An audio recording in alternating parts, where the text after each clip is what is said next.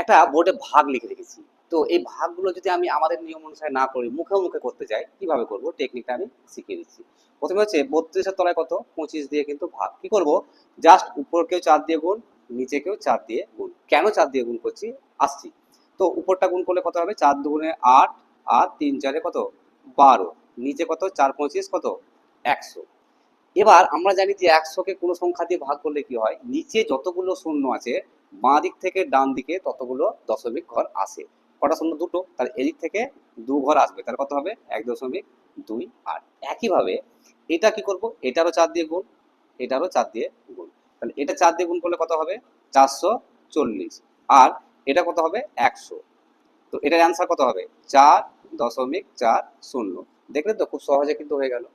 কি করলাম, কিছু কিন্তু আমরা যে ভাজ্য ভাজক এই নিয়মে না করেও কিন্তু এই ভাগগুলো খুব সহজভাবে করে নিলাম।